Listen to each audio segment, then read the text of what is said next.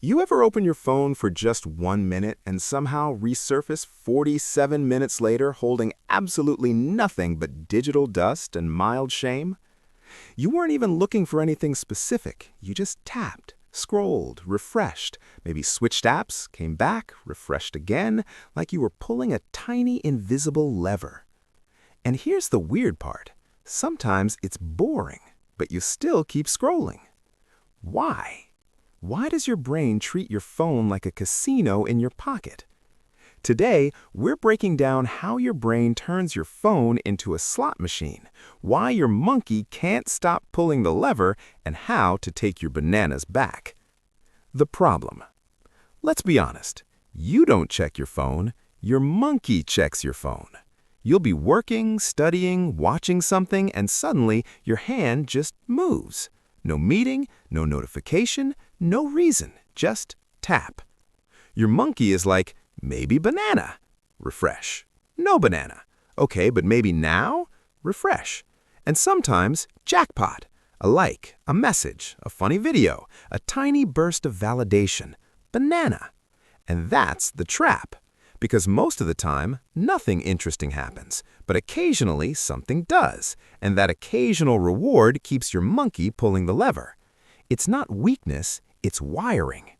Your phone isn't just a device, it's a brightly colored fruit machine designed for primates with Wi-Fi. Why it happens? Science.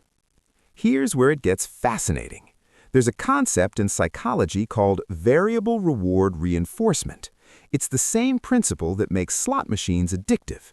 When rewards are unpredictable, sometimes you win, sometimes you don't, your brain releases more dopamine than when rewards are predictable. Not when you get the reward, when you anticipate it. That's the twist. Dopamine isn't the pleasure chemical, it's the maybe this time chemical. Every time you refresh your feed, your brain goes, possibly banana. And unpredictability makes that signal stronger.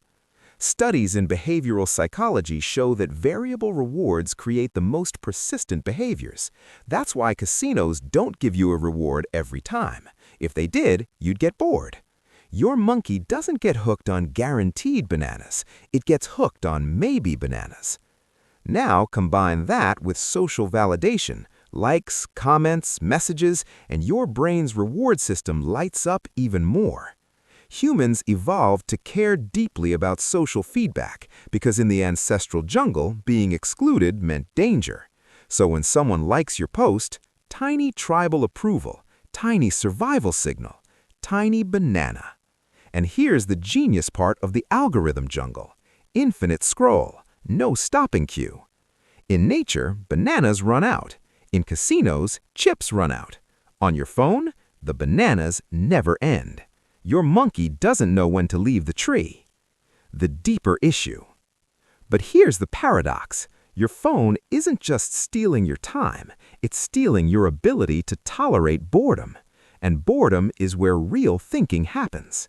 When your monkey never experiences stillness because it always has a glowing banana dispenser, it forgets how to sit quietly. Your brain starts craving constant stimulation. Silence feels uncomfortable. Focus feels hard. Deep work feels impossible. And now the slot machine isn't just a distraction, it's your default. You're not choosing to scroll, you're escaping discomfort. The second your brain senses boredom, stress, or uncertainty, it whispers, pull the lever. All right, enough jungle horror story. Let's talk about how to outsmart the banana machine. 1. Add friction to the lever. Slot machines are addictive because they're easy, so make your phone slightly harder to access. Move distracting apps off your home screen. Log out after using them. Turn off non-essential notifications. It sounds small. It is small. But friction breaks automatic behavior. If your monkey has to climb one extra branch to get the banana, it sometimes decides it's not worth it. Example, put social media in a folder called Casino and watch how your awareness changes. 2. Replace variable rewards with scheduled rewards. Instead of checking randomly all day, decide specific times. For example, 12 p.m. and 6 p.m. only. Now your monkey isn't pulling the lever constantly. It knows when bananas are coming. Predictable rewards reduce compulsive checking because unpredictability is what fuels the addiction. You're turning the slot machine into a fruit stand. 3. Practice micro-boredom. This one's powerful. The next time you're waiting in line, sitting in a car, or between tasks, don't reach for your phone. Just sit. Let your monkey twitch. Let it complain. This trains your brain to tolerate low stimulation again. Think of it as boredom reps. At first, your monkey panics. Then it settles. Then your mind starts wandering creatively.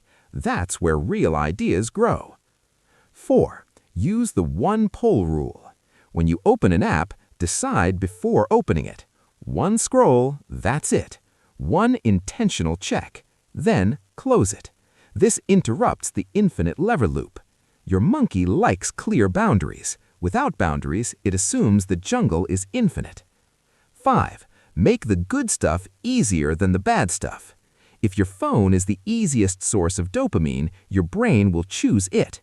So make other bananas accessible. Keep a book on your desk. Keep a notebook nearby. Have a short to-do list ready. When boredom hits, you want alternatives. Because the goal isn't zero dopamine, it's better dopamine. The payoff.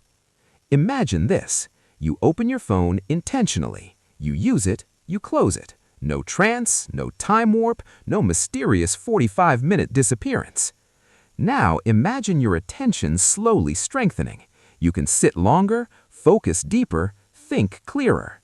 Your monkey isn't constantly scanning for digital bananas. It's calm, present. And here's the bigger win.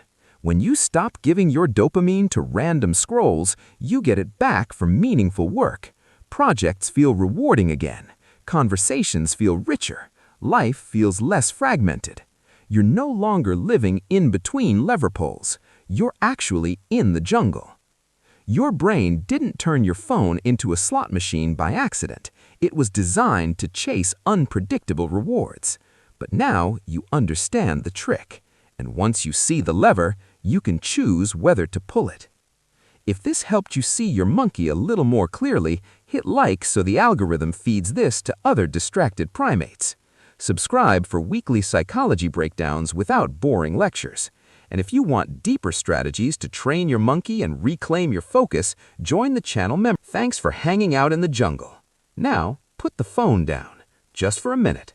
Let the monkey breathe.